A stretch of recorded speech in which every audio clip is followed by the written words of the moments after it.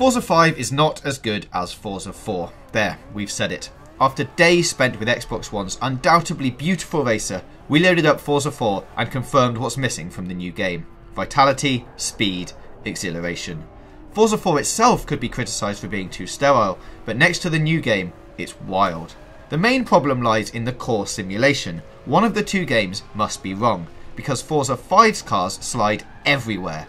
They understeer going into corners and they oversteer midway through. They have so much inertia that you could feasibly simulate the gameplay by sprinting around with a laden supermarket trolley.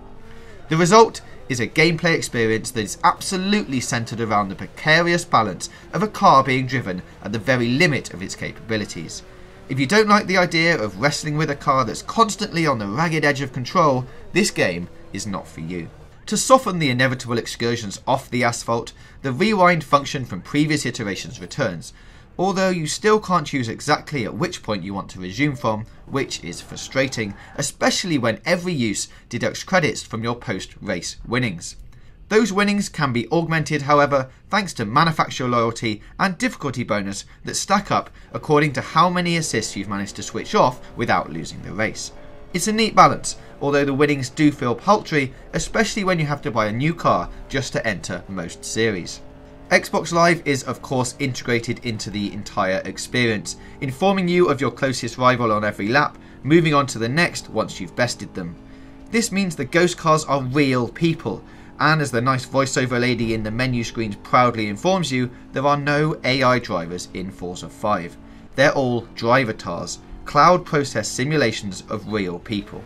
It sounds great, but the reality is currently imperfect. These simulated drivers do make believable mistakes and lunges, but they also brake in unlikely places and drive off the grass for no obvious reason. They're bound to improve, but they're not there quite yet. Such niggles will be forgiven by many simply because the game looks incredible. The 60 frames a second action rendered at 1080p with insane texture resolution is, at times, astonishing.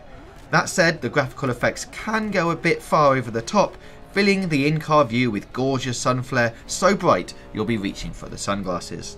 There are, however, a couple of small graphical compromises, in particular replays and, bizarrely, rear view mirrors and windshield reflections, which run at 30 frames a second instead of 60. And when you've spent hours playing such a smooth game, anything less can be jarring. A few of the environmental reflections are fake, and dust kicked up by other cars is disappointingly wimpy. Not that that matters, Forza 5 is incredibly handsome whichever way you look at it. The championships are grouped into event types like timeless supercars, grand touring and super minis, but almost all cars are required to take part in Top Gear themed nonsense events, like 10-pin bowling, or scattering hundreds of London themed physics objects onto the famous Top Gear test track. It's amazing to watch, but at odds with the po-faced seriousness of everything else. And though such trivial additions have made it into the game, the few things Forza fans really wanted, like night races and wet weather, have been left out, as have some of the existing fan favourite tracks, like Suzuka. Another note of consternation is how long it takes before you get to own anything resembling a proper racing car in career mode. Sure, you can borrow a car for a quick blast in a custom race, but if you want to progress your career, you'll have to grind for credits. But if the cars threaten to damage your wallet, you needn't worry so much about damaging your cars. There is a decent level of damage modelling, which is dynamic to an extent, resulting in some pleasantly dented rear bumpers on the car in front. Damage even dynamically affects how cars perform, going so far as to punish players who use other racers as brakes by screwing up their gearbox into an unusable state, something other racers should consider. But really, Forza 5 is not a racing game, it's a driving simulation that has races in it. Despite all the quality of the production, these races are not as thrilling as those in Forza 4, let alone Grid or F1 2013. So unless you're convinced by the astonishingly pretty graphics and or the attention to automotive detail, there are other racing games around that play far better.